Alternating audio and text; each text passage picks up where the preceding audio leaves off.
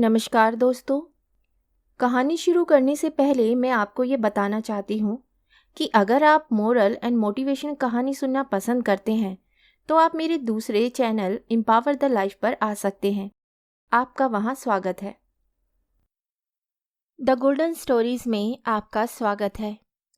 आइए सुनते हैं आचार्य चतुर्सेन शास्त्री की लिखी कहानी भाई की विदाई। यह कहानी आचार्य जी ने 1933 में लिखी थी। क्रांतिकारी दस्यु जीवन पर आधारित इस कहानी में कर्तव्य निष्ठा और पवित्र प्रेम का सुंदर निर्वाह हुआ है।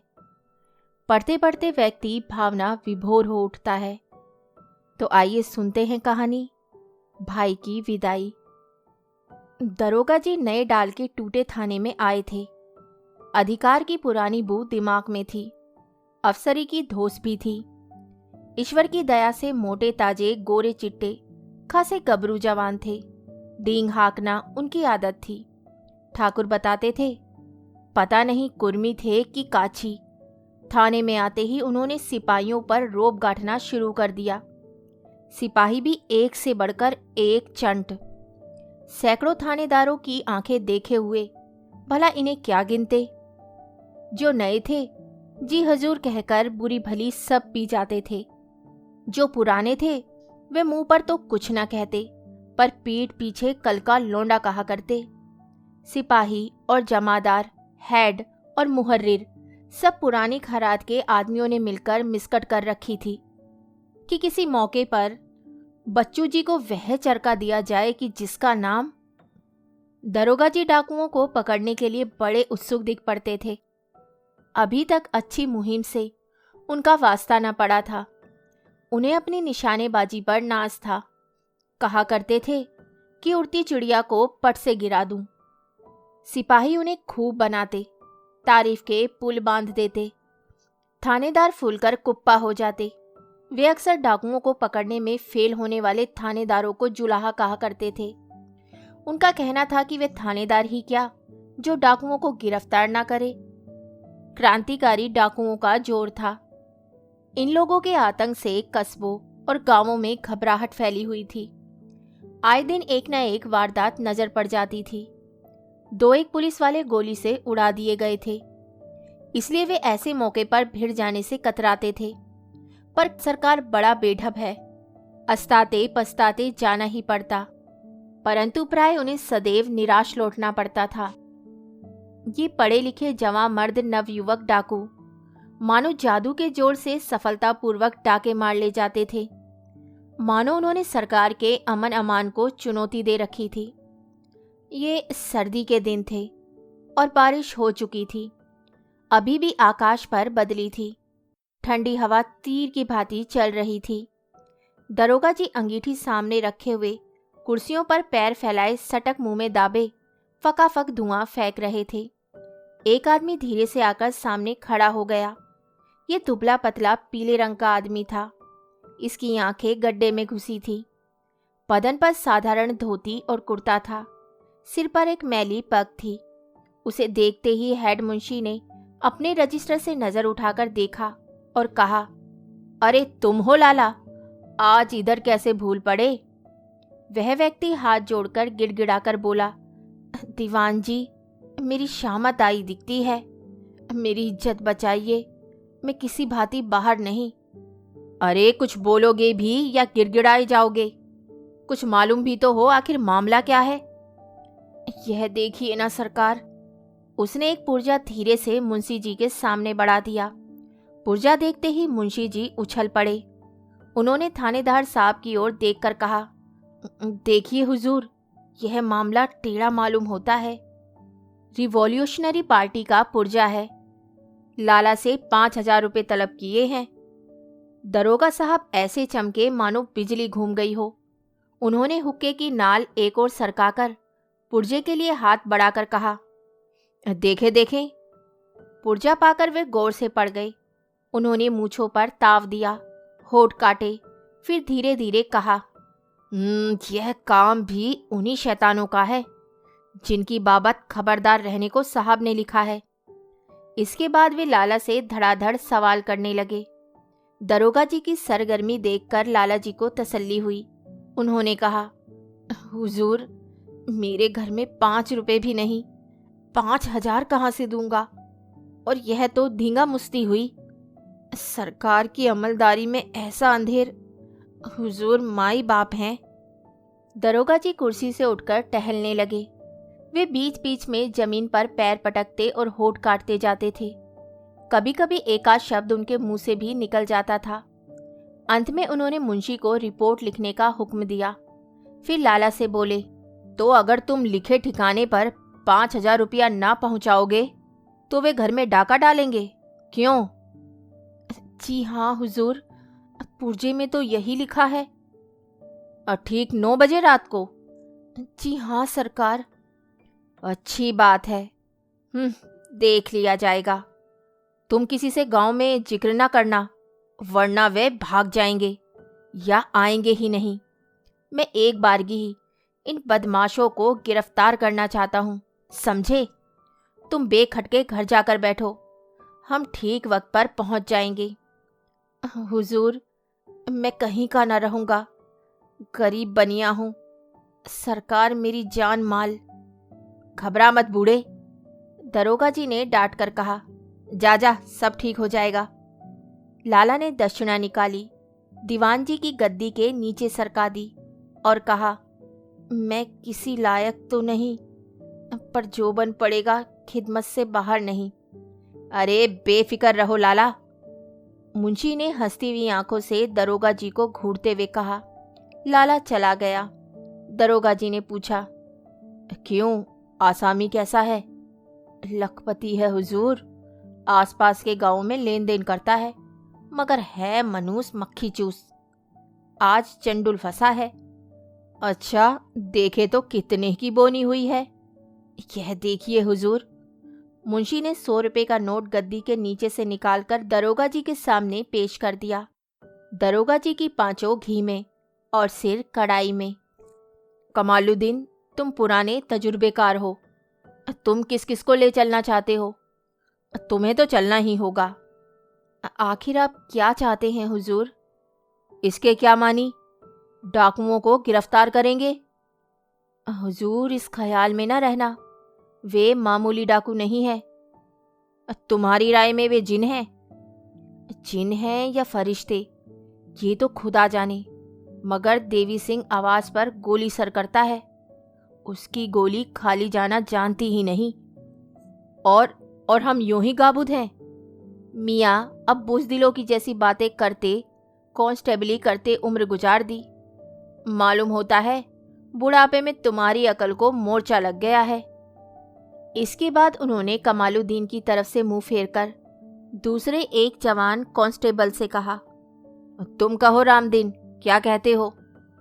हम सरकार के साथ सिर कटाने को तैयार हैं। जो आप हुक्म दे वही करें। सरकार का नमक खात हैं। शाबाश, तुम्हें साथ रहना होगा। और किसे तुम पसंद करते हो? सरकार, गुलाम अहमद और गोपाल पांडे भी अच्छे बाके जवान हैं, इन्हें भी ले लेना चाहिए। कमालुद्दीन ने बीच ही में रोककर कहा, हुजूर, अब बीच में बोलना ही पड़ा। हुजूर ही की तरह ये लोग भी नए रंग रूट हैं। अभी कवायदे की हैं, मुहिम नहीं देखी, सिर्फ पेशाब करने वालों के चालान किए हैं। ये वहां से मुंह की खाकर आवेंगे। दरोगा जी ने क्रुद्ध होकर कहा, कमालुद्दीन, तुम बहुत मुंहजोर हो गए हो। मुझे साहब के पास तुम्हारी रिपोर्ट करनी होगी। तुम्हारी राय में तुम्हारे सिवा और किसी के सिर में दिमाग ही नहीं है। शह पाकर रामदीन बोला, हुजूर, कमालुद्दीन तो दरोगा होने लायक है, बेचारे को कांस्टेबल बना रखा है। हुजूर, सिफारिश कर दें तो अच्छा। कमालुद्दीन वहां से खिसक गया और दरोगा जी ने अपनी पसंद के 8 मजबूत सिपाही चुनकर उन्हें चाक चौबंद रहने, गोली बारूद बंदूक किरस ठीक रखने का हुक्म दे दिया। गांव कोई 5-6 कोस पर था। पार्टी ने तीसरे पहर ही कूच कर दिया। रास्ते भर दरोगा जी अपनी दिली हौसले बयान करते जा रहे थे। भांति भांति की तजवीजें सोची जा रही थी। इरादा पक्का यह था कि एक भी डाकू बचने ना पाए, सब गिरफ्तार कर लिए जाएं। सब अपनी अपनी कह रहे थे, सिर्फ कमालुद्दीन चुप था। वह चुपचाप कुछ सोचता हुआ चल रहा था। गांव के कुछ फासले पर एक नाला था। उस पर एक पुराना पुल था। नाला सूखा था। यह सदर सड़क से जरा हटकर थी। इसके पास ही 3-4 बड़े बड़े पेड़ थे। वहां पहुंचते ही कमालुद्दीन रुक गया। उसने चारों तरफ देखा और कहा, दरोगा जी, यही जगह ठीक है। यहीं हम लोगों को ठहरकर देखना चाहिए कि क्या होता है। यह क्यों? मैं तो मौके पर रहूंगा। हुजूर, आपके बाल बच्चे हैं, आप नौजवान हैं।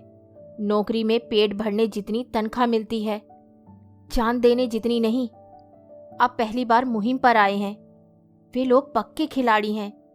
आप मतलब से मतलब रखिए, वरना यहां से जीता जागता लौटना मुश्किल है। संध्या हो रही थी। दरोगा जी और कांस्टेबल सभी ने कमालुद्दीन की बातें सुनी। सब सन्न हो गए। दरोगा जी का धीरज भी भागने लगा और जोश भी ठंडा पड़ गया। उन्होंने सोचा, चिड़िया का शिकार करना और डाकू से लड़ना एक बात नहीं है। उन्होंने कहा, तब तुम्हारी क्या राय है? यहीं चुपचाप बैठिए। इसके बाद वे लोग शर्तियां यहीं से होकर गुजरेंगे। आप पेड़ पर चढ़ जाइए और जो कुछ नजर आए देखते रहिए। हम लोग पुलिया में छिपे बैठे रहेंगे। इससे फायदा कार सरकार भी होगा और जान जोखिम ना होगी। मगर वे लोग शायद आएंगे ही नहीं। हुजूर, वे जरूर आएंगे। इस मनुष्य बनिए को लूटेंगे भी और हम लोग कुछ ना कर सकेंगे। दरोगा जी वहीं बैठ गए। डाकू पकड़ने का उत्साह अब बहुत कम रह गया था। उन्हें सलामती से वापस जाने ही में भलाई दिखती थी। कमालुद्दीन ने कहा, हुजूर, ये वारदातें तो रोज के धंधे हैं। क्या हम लोगों के सिर गाजर मूली हैं कि उन्हें हथेली पर लिए फिरें? हाँ हाँ, जानते हैं कि कार्रवाई होनी चाहिए। दरोगा जी ने सिपाहियों से कहा, क्यों भाइयों, तुम्हारी क्या राय है? हुजूर, कमालुद्दीन ठीक कहता है। यहाँ जान किसे भारू है? हाँ हाँ, जाब्ते की कार्रवाई होनी चाहिए। दरोगा जी ने घबराकर कहा, मामले की कार्रवाई किस तरह होगी कमालुद्दीन? वह सब मैं अर्ज करूँगा, आप बस देखते रहिए। वह तरकीब काम में लाऊं कि सांप मरे और लाठी भी ना टूटे। तब तो हम लोग यहीं से फेर करेंगे। खुदा के लिए ऐसा ना करना हुजूर, इससे डाकुओं का कुछ ना होगा। हमारी कमबख्ती आ जावेगी। अंधेरा बहुत हो गया था। एकाएक घोड़ों की टाप की ध्वनि सुनाई दी। कमालुद्दीन ने कहा, हुजूर हुजूर हुजूर, वे लोग आ रहे हैं। खबरदार रहिए। आप पेड़ पर चढ़ जाइए। हम लोग इस पुलिया में घुस बैठते हैं। कमालुद्दीन और उसके साथी बिना विलंब किए पुलिया में घुस बैठे। घोड़ों की टाप निकट सुनाई दे रही थी। दरोगा जी अकेले पेड़ के पास खड़े थे। एक साइकिल सर से निकल गई और क्षण भर में ही सीटी की आवाज सुनाई दी। दरोगा जी को पसीना आ गया। उन्होंने दबी जबान से कहा, कमालुद्दीन, मेरे जूते का फीता खोलो। मैं पेड़ पर नहीं चढ़ सकता, जल्दी। हुजूर, खड़े मत रहिए, लेट जाइए। जल्दी पेड़ पर चढ़िए। एक साइकिल और सर से निकल गई और सीटी की आवाज गूंज गई। दरोगा जी के शरीर से पनाला बह गया। वे लेटकर खिसकते खिसकते नाले के मुंह पर आए और बोले, कमालुद्दीन, मुझे भी यहीं छुपाओ। उस साला जूते का तस्मा खुला ही नहीं। कमालुद्दीन ने चुपचाप उनका मुंह भींच लिया। सवार पुल पर होकर गुजर रहे थे। एक आदमी पुलिया पर खड़ा रह गया। कमालुद्दीन ने संकेत से दरोगा जी से कहा, उसे गिरफ्तार किया जाए तो बहुत मतलब हल हो सकता है। चुप रहो, साले के हाथ में 6 नल्ला पिस्तौल है। दरोगा जी ने कांपते स्वर में कहा, और वे लोग दम रोककर मुर्दों से बाजी लगाकर पड़ गए। नायक छत पर खड़ा था। उसके एक हाथ में सर्चलाइट और दूसरे में भरा हुआ रिवॉल्वर था। 2 और रिवॉल्वर उसके जेबों में थे। वह प्रत्येक डाक की गतिविधि का निरीक्षण कर रहा था और साहसिक शब्दों में अंग्रेजी में प्रत्येक को आज्ञा दे रहा था। द्वार पर 2 डाकू बंदूक ऊंची किए मुस्तैद खड़े थे। गृहपति और गृहिणी बीच आंगन में चारपाई पर चुपचाप बैठे थे। उनके सिर पर पिस्तौल ताने एक डाकू खड़ा था। डाकघर में से माल ला लाकर गट्ठर बांध बांध कर प्रांगण में ढेर कर रहे थे। सब काम चुपचाप हो रहा था। बीच बीच में बाहर के प्रहरियों की सांकेतिक सीटी, नायक की अस्फुट आज्ञा और सांप की भांति लहराती उज्जवल सर्चलाइट की रोशनी, बस इसी का अस्तित्व था। रात खूब अंधेरी थी। घर के एक कोने से किसी बालिका के चित्कार की ध्वनि आई और बंद हो गई। नायक ने सांकेतिक भाषा में पूछा, क्या है? और उसे कुछ भी उत्तर न मिला। वह एकदम आंगन में कूद पड़ा। गृहपति से पूछा, यह चिल्लाया कौन? गृहिणी ने मर्माहत भाषा में कहा, मेरी लड़की, वे अपने कमरे में छिपी थी। तुम लोगों के डर से हमने उसे छिपा दिया था। कोई पापी उसे सता रहा है। हाय, तुम्हें भगवान का भी भय नहीं? गृहिणी ने हृदय विदीर्ण करने वाली हाय की। नायक बिजली की भांति लपक कर वहां पहुंचा। देखा, एक किशोरी बालिका धरती पर बदहवास पड़ी है। उसके मुंह में कपड़ा ठुसा है और वस्त्र अस्त व्यस्त हो रहे हैं। एक डाकू उसके साथ पाशविक कर्म करना चाहता है। बालिका इस अवस्था में भी छटपटा रही है। डाकू के सावधान होने से प्रथम ही नायक की गोली ने उसकी खोपड़ी को चकनाचूर कर दिया और वह पृथ्वी पर गिर पड़ा। उसने बालिका के मुंह से वस्त्र खोला और सहारा देकर खड़ा किया। गोली चलने और एक आदमी की खोपड़ी चूर चूर होने तथा अपने ऊपर भयानक आक्रमण होने से बालिका विमूढ़ हो रही थी। वे थर थर काँप रही थी और उसकी दृष्टि जमीन पर झुकी थी। वह रो भी ना सकती थी।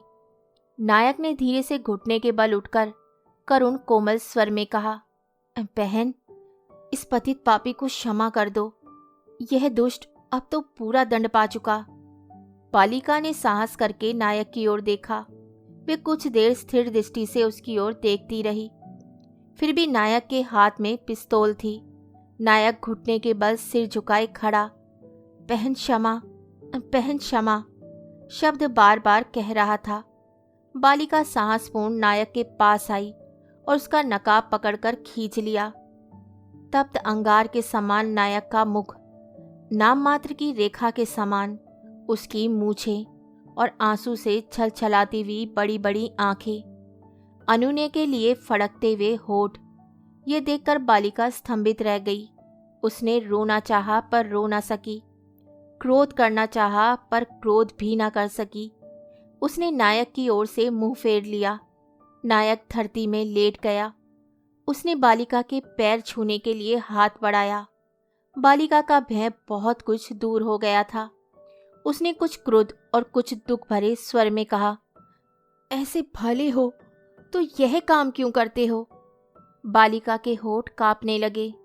युवक ने कहा, बहन, ये सब इस अभागे देश के लिए, जिसके लिए हमने प्राण और शरीर दे दिया है। इस धन का खरीदा हुआ अन्न का एक दाना भी हमारे लिए गोमांस के समान है। हम निरुपाय होकर भी ये सब करते हैं। फिर इसे क्यों मार डाला? इस पापी का अपराध इससे भी अधिक था। ये दंड पाकर भी ये अभी पाप से उन्मुक्त नहीं हुआ जब तक तुम क्षमा ना करो। इसने हमारे दल को छिन्न भिन्न कर दिया। पृथ्वी भर की स्त्रियां हमारी बहनें हैं। यह तो हमारा व्रत है। युवक नायक का सुंदर मुख लाल हो गया। उसकी चारों ओर उज्जवल आभा फैल गई।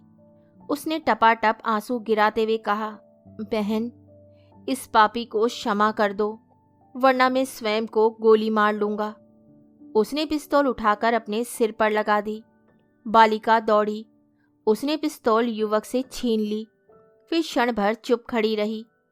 इसके बाद उसने भरे स्वर में कहा, खड़े हो जाओ, जमीन पर क्यों पड़े हो? युवक ने कहा, मेरे साथी को जब तक तुम क्षमा न करोगी, खड़ा न होऊंगा। या तो क्षमा करो या मुझे गोली मारो। पिस्तौल तुम्हारे हाथ में है, उसमें अभी 4 गोलियां हैं। निशाना साधने की जरूरत नहीं, मेरी खोपड़ी में लगाकर घोड़ा दबा दो। युवक नायक की आंखें सूख गई। उसके स्वर में तीखापन भी था। बालिका आगे बढ़ी। उसने युवक का हाथ पकड़ लिया और कहा, उठो उठो। क्षमा किया मैंने, उठो। बालिका रोने लगी। पिस्तौल उसके हाथ से छूट गई। युवक ने उसका आंचल आंखों से लगाया और कहा, बहन, अपने भाई को कुछ आज्ञा करो। बालिका चुप रही। युवक ने कहा, अगर तुम्हारी इच्छा नहीं तो हम ये धन नहीं ले जाएंगे। कहो कहो, क्या कहती हो? बालिका कुछ न बोली। युवक कुछ देर बालिका की ओर देखता रहा, फिर वहां से तेजी से बाहर आ गया। बाहर लूट का सामान इकट्ठा था। सब डाकू चुपचाप नायक की प्रतीक्षा में खड़े थे। नायक ने अधिकार संपन्न स्वर में कहा, यहाँ से एक भी पाई नहीं ले जाई जाएगी। तुम लोग बाहर चले जाओ। वहां उस कमरे में तुम्हारे साथी का शव पड़ा है, उसे भी ले जाना होगा। शव को लेकर डाकू लौटने लगे। सबके पीछे नायक नीचा सिर किए जा रहा था। पीछे से किसी ने मृदु स्वर में पुकारा, ठहरो। युवक ने रुककर देखा, बालिका है। वह लौटकर उसके सम्मुख खड़ा हो गया। उसने तीखे स्वर में कहा, क्या कहती हो? लौटे क्यों जा रहे हो? यह हमारी मर्जी है। यह सब ले क्यों नहीं जाते? यह भी हमारी मर्जी है। क्या नाराज हो गए? बालिका रो उठी। नायक की आंखें भीग गई। उसने कहा, तुम्हारा क्रोध भाई के ऊपर से नहीं गया, उस भाई के ऊपर से जिसने जीवन और मृत्यु तक साथ देने वाले साथी को पागल कुत्ते की भांति मार डाला, सिर्फ बहन का अपमान करने के कारण, और जिसने उस पाप को अपने हृदय पर ग्रहण कर क्षमा मांगी। तुम लोग हमारी अज्ञात बहनों को, जो उन साहसी भाइयों के दुख को नहीं जानती हो, जिनके हृदय धाएं धाएं जल रहे हैं और जिन्होंने जवानी की सारी वासनाएं त्याग कर संन्यास ले लिया है, जो फांसी की रस्सियां गले में डाले मृत्यु को ढूंढते फिरते हैं, जिन्होंने मृत्यु को वरा है और जिनसे अपनी लाखों बहनों का नंगा भूखा रहना नहीं देखा जाता, तुम लोग उनसे सहानुभूति तक नहीं रख सकती? तुम्हारे छोटे से घर की चार दीवारी ही तुम्हारे जीवन और अस्तित्व का केंद्र है। तुम भारत की अयोग्य पुत्रियां हो। जब तक तुम स्वार्थ और अज्ञान के गड़े में हो, देश की करोड़ों बहनों की गुलामी नहीं दूर हो सकती। सतर्क स्वर में युवक ने इतनी बातें कही। बालिका रो रही थी। उसने धीरे धीरे आकर युवक का हाथ पकड़ लिया। उसने कहा, मैं हाथ जोड़ती हूँ, इसे तुम ले जाओ। तुम्हें ले जाना पड़ेगा। तुम्हारा दिल दुखेगा। तुम ना ले जाओगे तो मैं जान खो दूंगी। युवक नायक ने साथियों को संकेत किया। वे रुक गए। वह गृहपति के पास जाकर बोला, क्या आपके पास और धन संपत्ति है? अब कुछ नहीं है। इसमें से जितना चाहो रख लो। गृहिणी प्रभावित हो रही थी। उसने एक भारी सा सोने का जेवर उठाकर कहा, बैसाख में तुम्हारी बहन की शादी करनी है, उसके लिए यह काफी है। मेरे पुत्रों, जाओ, ये सब तुम ले जाओ। भगवान तुम्हारा कल्याण करे। युवक ने गृहिणी के पैर छुए। साथियों ने गट्ठर उठाए और चल दिए। बालिका युवक के पीछे जा रही थी। जब उसने ड्योढ़ी से बाहर कदम रखा, उसने पुकारा, भाई। युवक हर्षातिरेक से विवल होकर लौटा। कहो बहन, क्या कहती हो? तुम्हें आना पड़ेगा, बालिका ने मंद मुस्कान से कहा। उस अभेद्य अंधकार में वह मुस्कान को देख तो ना सका, पर अनुभव करके बोला, आऊंगा बहन, जरूर आऊंगा। नाम तो बताओ। देवी सिंह। अच्छा, बैसाख कृष्णा तेरस। याद रहेगा? बालिका ने फिर पूछा। अवश्य, यदि स्वाधीन रहा तो आऊंगा जरूर। आना ही पड़ेगा। आऊंगा बहन। नायक हंस पड़ा, फिर रो पड़ा। उसने बालिका के पैर छुए और मंडली सहित अंधकार में डूब गया। दरोगा जी, अब आप निकल आइए। वे लोग चले गए। भाई, अच्छी तरह देखभाल लो। बेखटके निकल आइए। दरोगा जी ने निकलकर वर्दी झाड़ी और जूते के फीते कसते हुए बोले, इन साले जूतों ने आज मरवाया था। कमालुद्दीन ने कहा, खैर, अब जाब्ते की कार्रवाई करनी चाहिए। जाब्ते की कार्रवाई कैसी? 2 सिपाहियों को गांव के पूरब की ओर जाकर फायर करने को कहिए। 2 सिपाही पीछे से हवा में फायर करें। आप यहीं से तमंचा दागना शुरू कर दे और वर्दी फाड़ डालिए और सिपाहियों की वर्दियां भी चिथड़ा कर डालिए। इसके क्या माने? अरे आखिर डाकुओं से मुठभेड़ भी क्या मामूली हुई? दरोगा जी इस भय की घड़ी में भी हंस पड़े। उन्होंने कहा, उस्ताद तुम्हारी अकल को हम मान गए। उन्होंने पिस्तौल ऊंचा करके 4-5 फायर कर दिए। कमालुद्दीन ने मतादीन की पीठ पर हाथ मारकर कहा, देखते क्या हो, पूरब की ओर ही दौड़ जाओ।